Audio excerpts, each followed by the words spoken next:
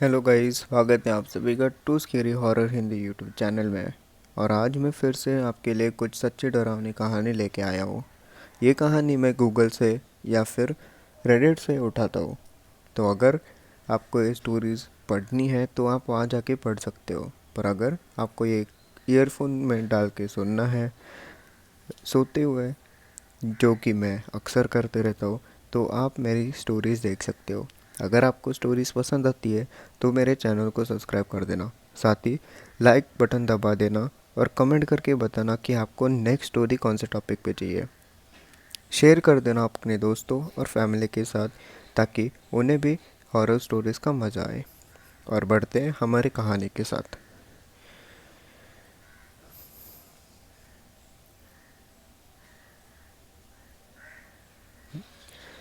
उस रात मैं घर पे अकेला था। मुझे घर पे अकेला रहना बिल्कुल भी पसंद नहीं, लेकिन उस रात मेरे मम्मी पापा एक रिश्तेदार को स्टेशन से लेने गए हुए थे। इसीलिए रात में मुझे अकेले ही घर पे रहना था। अब कम से कम अगले 2 घंटे तक तो मैं अकेला ही था। उस वक्त रात के 10 बज गए थे। नवंबर का महीना था और ठंड भी बहुत थी। हमारे घर के साथ में एक जंगल था, जिसमें रात में जब हवाएं चलती थी तो अजीब अजीब से आवाज़ें आती थी। मुझे रात में घर में अकेला रहना बिल्कुल भी पसंद नहीं था। मैं अपना माइंड हल्का करने के लिए एक मूवी लगा दी थी। साथ ही मैं आपको बता दूं कि हमारे घर के पीछे हमारा एक तबेला भी था, जिसमें किसी टाइम पर हम भैंसा पाले करते थे। लेकिन अब वहाँ हमारे कोई भैंस नहीं थी।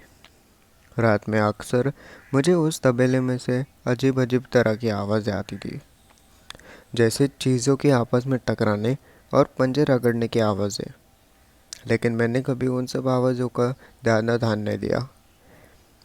तो मैं अपने कमरे में बैठा मूवी देख ही रहा था कि तभी मुझे बाहर से एक ज़ोर की आवाज़ सुनाई दी। आवाज़ सुनते ही मैं तो जैसे काँप सा गया। मैं धीरे धीरे छुपता हुआ पीछे वाले खिड़की की तरफ जाने लगा, ये देखने के लिए कि वो आवाज़ आई कहाँ से थी। खिड़की पर छुपते हुए मैंने बाहर देखा तो मेरी जान निकल गई। मैंने देखा कि पीछे जंगल की तरफ एक लंबी सी काली परछाई खड़ी थी, और वो परछाई इधर उधर देखते हुए हमारे घर की तरफ बढ़ रही थी। मैं डर के मारे वही खिड़की के नीचे ही छुप गया। मेरा दिल ज़ोर ज़ोर से धड़क रहा था, और वहाँ छुपे हुए एक एक पल मुझे एक एक घंटे जैसा लग रहा था। मैंने फिर से खिड़की से उसके देखना चाहा, ये देखने के लिए वो क्या अभी भी वहाँ पे है, और या फिर हमारे घर की तरफ आ रहा था। मैंने जैसे ही अपना सर ऊपर किया, ठीक मेरे सामने ही वही शैतान खड़ा था, लंबा काला शैतान। मैं उसको देख के बहुत ही डर गया था, लेकिन मुझे देखते ही वो शैतान भी एकदम से पीछे हो गया और भागते हुए वापस जंगल के अंदर चला गया। उसके बाद मैं बहुत देर तक वहाँ छुपा रहा, और कई देर के बाद जब मैं थोड़ा नॉर्मल हुआ तो मैंने फिर से बाहर देखा, लेकिन इस बार वहाँ कोई नहीं था। वो शैतान अब वहाँ से जा चुका था। जाते हुए मुझे उसकी कोई आवाज़ भी नहीं आई थी। उस दिन के बाद से मुझे वो शैतान फिर तो कभी नहीं दिखाई दिया, लेकिन उस रात के बाद आज तक भी मुझे रात में घर पे अकेले रहने में डर लगता है।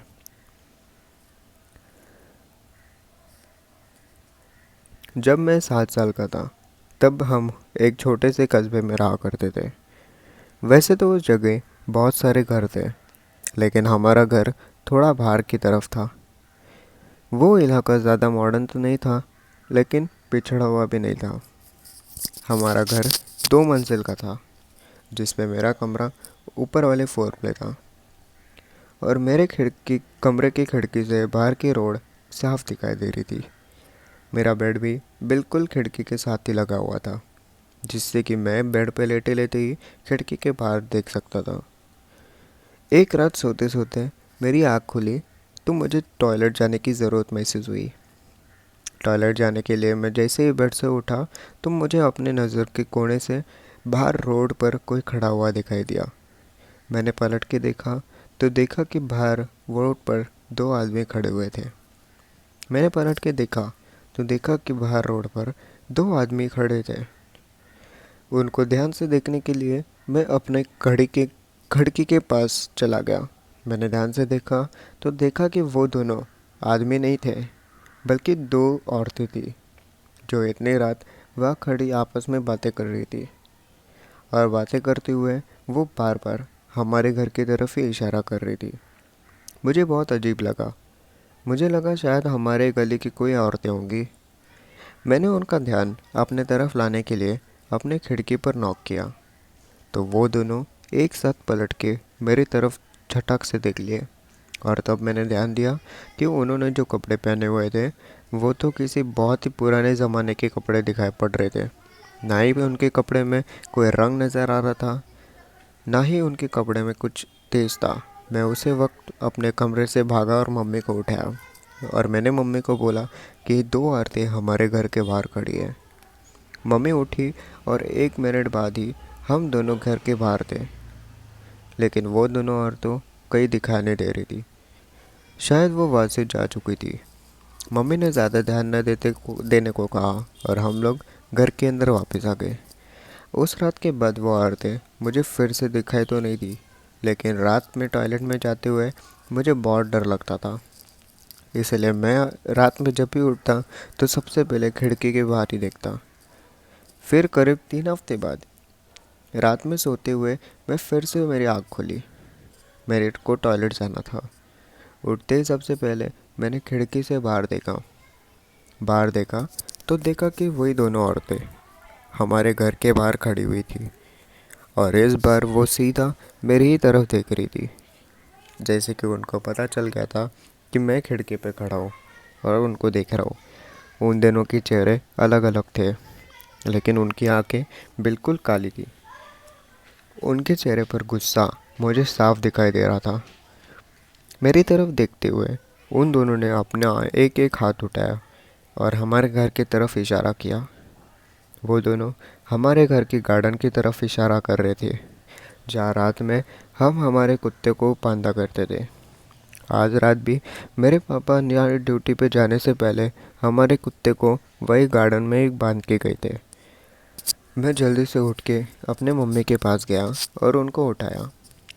मैं और मम्मी उठ के बाहर जा ही रहे थे कि हमें हमारे कुत्ते के भौंकने की आवाज़ सुनाई दी। दरवाज़ा खोला तो देखा कि एक आदमी हाथ में एक बड़ा सा डंडा लिए हमारे कुत्ते को मारने के लिए आ रहा है। लेकिन हमें देखते ही वो वहाँ से भाग। वो दोनों औरतें वहाँ से गायब हो चुकी थी।